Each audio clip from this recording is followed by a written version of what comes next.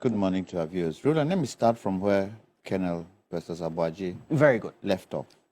And the bit where he talked about the security services being disenfranchised for not voting. Yesterday, some of us had the opportunity to meet with the IGP, private sector, and some of these questions were put to him. And he assured us 100% that they are ready for this election.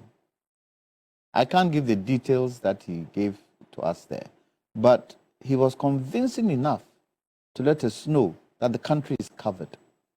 Even on the 8th, the question of the 8 who had died in the last election, he went as far as telling us where they've gotten to with the investigation. After how many years? Well, the investigation is still going on. And he makes one point. 4 years. He makes one point that the people who were killed, the people in the vicinity know who those people were, but don't want to say anything.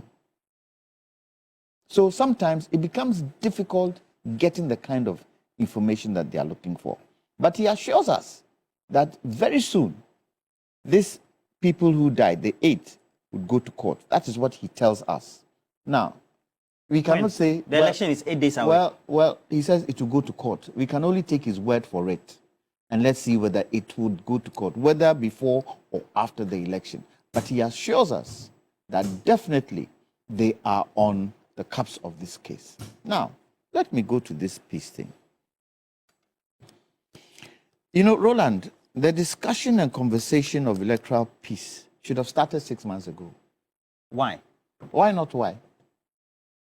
Why not why? And it should have started with the NCCE and political parties 6 months ago, educating the supporters what it means to have peace and an election. How many days to election? They are come to sign a piece of paper. If that education had gone on, the culmination of that education would be the signing of this. Because, look, piece of paper don't stop fomenting of trouble. It doesn't. Without the supporters of the political parties, it doesn't stop. Because it starts there. It starts with supporters. The fact that your mahama, bawumia have signed paper, they don't even remember. They don't remember that. I don't understand. Are you saying that the shootings, for example, as we witnessed in Ayawaso West Wogon, perpetrated by those who have been deployed from national security, and then also from Techiman South, there was Ablekuma as well, were started by supporters of the political parties, i.e. the opposition parties, like Kwame Juntuah? I'm talking about the fact that when trouble is fomented, it's fomented by... So what's the point with educating the supporters? It's fomented by an action that is taken that supporters don't agree to. That is how it's fomented. So you come and you sign a peace pact, and that peace pact does not have any leaning on the supporters. How does that peace pact work? Did we not sign last election? Didn't people die? So what are we talking about? Look, Ayawaso West Wogon, the recommendations, when we went to the president, what happened? Ayawaso West Wogon, the investigation was headed by who? Emil Short. Who is Emil Short? Is he anybody? Is he not a respected individual in this country? Is he not? And he goes to the president and tells the president, this is our recommendations. The president act on it. Did President Akufo-Addo act on it? Roland, I'm asking you, did he act on it? What did he say? Wasn't there a white paper? Was it a white paper they wrote? Yeah, it was a white paper. After the recommendation, there's a white paper. Did he accept it? And has the recommendations, have they been enforced? No. We're still in that way. So what is this signing for? Look, the Electoral Commission is where the challenge is. You mean that's where the problem is? Yes. Yes. When the Electoral Commission starts by saying, we are going to limit the press from going to regional collation centers and constituencies. One, you just mentioned the delay of ballot papers. No. Apart from delay, there were problems in the printing. In certain constituencies, and especially if those constituencies are seen to be areas of flashpoints, definitely the two major ones will clash, irrespective of whether you signed or you haven't signed. That is why the training should start. In fact, the Peace Council should be training people all year round. The National Peace Council? Yeah. You think they've been dormant? What is their responsibility? Their responsibility only to come during election time. They should have a program where they consistently train political parties and their supporters. But then you ask the question, are they financed properly? Do they have the money? NCCE, are they giving the money? You think it's deliberate? I don't know whether it's deliberate or it's not deliberate. I don't know whether it's deliberate or not deliberate. Maybe we don't take it serious. After elections, that is it. In other countries, it will be a continuous effort to get to where my brother is saying. That continuous effort would continue so that going forward, you don't even need to sign a peace pact. In Britain, do they sign peace pact? In Britain, do they sign peace pact? In America, do they sign peace pact? In America, do they sign peace pact? Even Nigeria, do they sign peace pact? Cote d'Ivoire, they sign peace pact. So what is the scare? What is the scare? Look, for me, the major challenge has got to do with the Electoral Commission.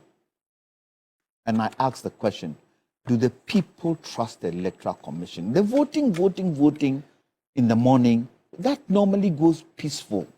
It is when the figures are collated and they find discrepancies. And remember, the media too plays a huge role where elections are concerned. Because as the Electoral Commission are collating, the media too is collating, political parties are collating. The moment there's a discrepancy, it can spark, especially in areas of challenge. And in this year, the area of challenge is Ashanti. This year, the area of challenge is Ashanti. And so if the Electoral Commission comes and does what they did in 2020 by announcing what? The multiple what do you presidential call it? results. They announced more than 3-4 times. Do you think people will just sit back? They won't, because this election is on a knife's edge. The election is on a knife's edge. It's a knife's edge. Alfred feels we are winning. He feels we are winning. He feels we are winning. I feel we are winning. Well, you can never tell. You can never tell. Listen. Winning hasn't only got to do with winning one time. If this election and the way this election is going, it goes into second round, all political parties have a stake. Yes, we might not win, but if it goes second round, we have a stake. And for me, from what I'm seeing, it can go second round. And it can.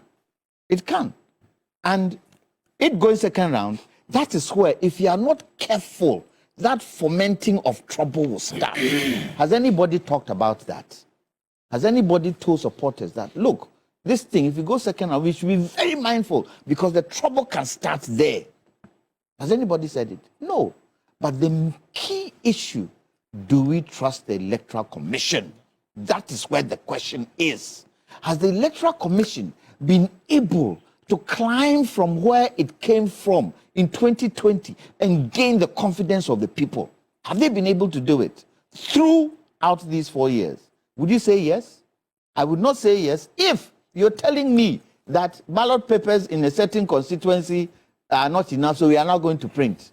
It starts putting things in people's mind, especially in a stronghold of the Volta, which is a political party stronghold. You start saying that. If it happens in Ashanti, in another stronghold, there would be problems. So for me, it is the Electoral Commission. You come and tell us we are ready for the elections. Everything is set. We are ready to go. Then you later come and tell us something else. It becomes very, very difficult.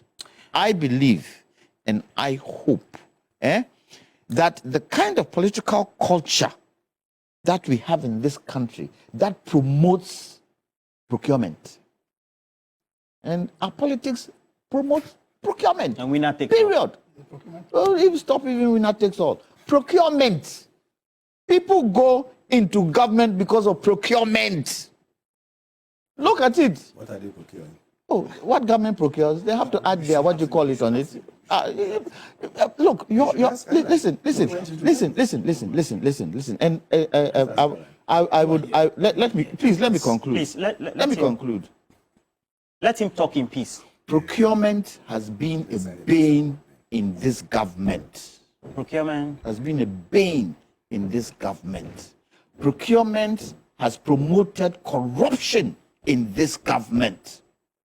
You can say the nice things. Oh, we have done this project. The president has cut short here. We've done 800 hospitals. We've done X.